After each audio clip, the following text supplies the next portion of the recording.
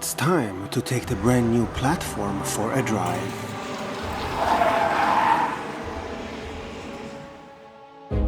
The third generation Audi Q7 was finally revealed a few months ago. It was a very anticipated car, and now that it's here, so many people have lots of opinions about it already. But nobody has really driven one properly to have those opinions. Well, that's about to change. Because here, we find ourselves on Audi's press drive event of the new Q7, somewhere between France and Switzerland. I will hop in and take it for a drive, give you all the details, and find out if it's a worthy successor of Audi's so popular SUV. So, let us do this. Welcome to Auditography. I have been a photo and videographer for the brand for over 20 years. I am a collector of some very unique four-ringed icons myself, and I have also made the viral movie Speak Up for Audi. That led me to even meet the CEO, and many people high up in the company are my friends. The four rings is my lifestyle. Join me here in this new emotional video. The 2027 Audi Q7, named 4N, is the third generation of Audi's popular premium SUV. The four-ringed automaker has sold approximately 1.2 million examples of the Q7 since the very start in 2005. The first one, the 4L, sold over 500,000 cars from 2005 to 2015, while the successor, the 4M, sold 600,000 cars and counting between 2015 and 2026. A very interesting fact is that the 4M had 2 facelifts in its life cycle.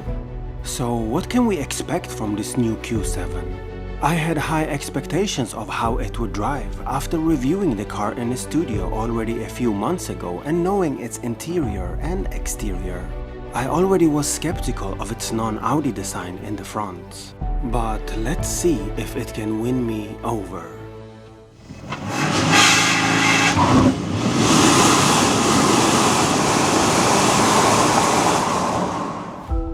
In the beginning of its production, the new Q7 is offered with a highly efficient 3-liter V6 TDI engine in 2 power levels. One with 299 horses and 630 Newton meters, and one with 245 horses and 500 Newton meters of torque.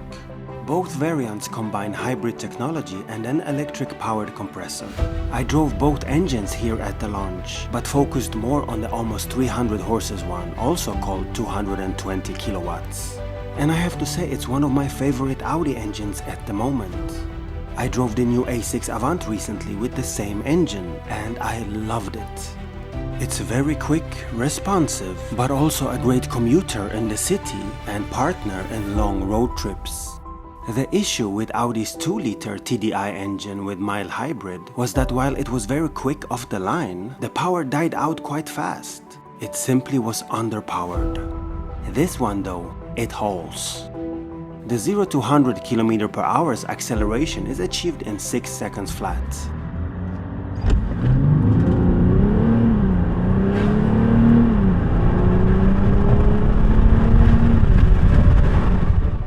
And it tops out at 235 km/h. Of course, it uses Audi's famous quattro system together with an 8-speed Tiptronic gearbox. A very interesting thing is that you can fill up the new Q7 with HVO fuel, which is produced from waste materials such as used cooking oil. It can reduce CO2 emissions up to 70 to 95%, which is impressive if you ask me. Listen, people know me for my honesty and transparency here on the channel. I'm a huge Audi fan and have been so for 30 plus years. But this one is really tough. I was fearing the reveals of the new Q3, Q7, Q9 and the upcoming A2 e-tron for quite a while now. Simply because of the cancer of the whole automotive industry, the split headlights. And now they are here, in front of me. Despite I very well know that Audi have already said that they will never use this headlight design ever again, These cars were created over 5 years ago, so it was impossible for Audi's new head designer Massimo Frascella to do anything to change it in the last moments. And as much as it shatters my soul to the core, looking at these atrocious lights, I have to review this car and find the positive things as well. Except the front, I do think it's a good looking car. The colors here in this video on the two cars are Alopias blue and Agave green. The proportions are right and it does look good from the back and side. But this front, I simply can't accept that. It's really hard to imagine that this is an Audi. I also think that the illuminated Audi logos are tacky, and I miss the original 3D Audi logo in brushed aluminum, where you could feel the quality. Here it looks like the logo fell off and the car is ashamed of its identity. The lack of the quattro badge in the front is unforgivable. It's something that has been there for 50 years on every Audi car equipped with quattro. Shame on you, Audi. You have no idea how many Audi hearts you broke with this one. Other than that, there are many good things about this new Q7 design. The headlights technology is insane with its projecting indicators on the road, and the advanced OLED technology at the rear. Nobody touches Audi when it comes to lighting technology. Ever. The wheel design is also decent as always. They are available on the Q7 from 20 to 23 inches. You have automated doors all over if that is what you prefer. I myself would like to use my brain and open my doors traditionally, but maybe that's just me. Let me know in the comments. Another interesting thing is that in the also revealed SQ7 and SQ9 models, Audi uses the traditional and so loved font on their logos, while the Q7 and Q9 use the new so unliked one. So which one is it going to be, Audi? Hopping inside the new Q7 is where I gained the most hope. You can clearly see that they are listening. The interior feels so much more premium than any new model that they have released in the past 3 years. The material quality is better. The so criticized steering wheel, although unfortunately keeping the same design, at least now has an airbag cover in leather. There are high quality buttons and knobs returning on the doors. The shiny and reflective piano black is gone. And the seats are amazing. You really feel like sitting inside a premium SUV when you drive it. Listen, I won't repeat myself over and over again about the things I disliked that are still here. But shortly, the instrument cluster has to be improved with more options to customize it as you wish. Just like it used to be. The new one is absolutely terrible. Same goes for the gear shifter now up in the steering wheel, which has caused the windshield wipers to be moved to the left. I have a simple question on this. Audi, why change something that has been working perfectly for a century? Don't try to reinvent the wheel. And please, do me a favor. Ask your customers and owners of where they want their gear shifter and how it should feel. Cause this ain't it. So much emotion and feel is removed here.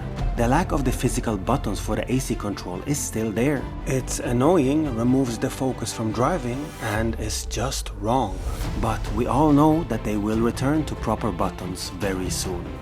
Also, one last thing to comment on is the removed possibility of adjusting the air vents with your hand. Now it's only available through a screen. That is seriously wrong, if you ask me.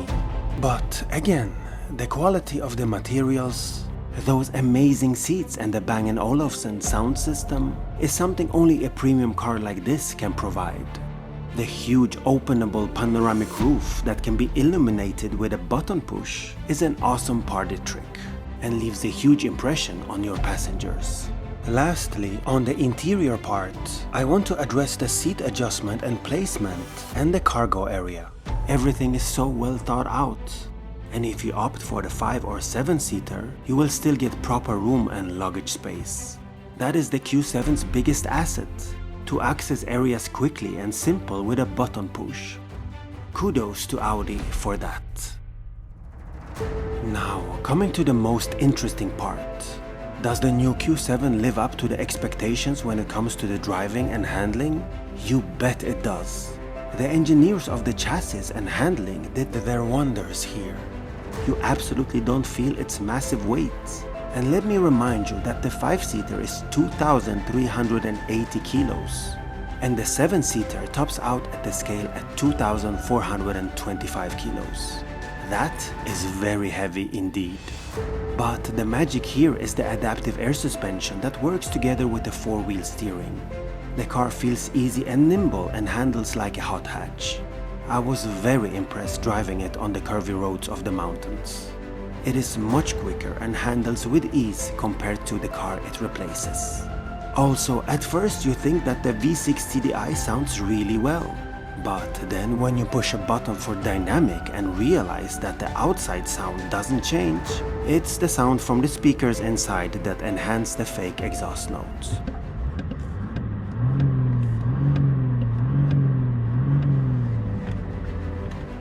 Is it tacky? It sure is.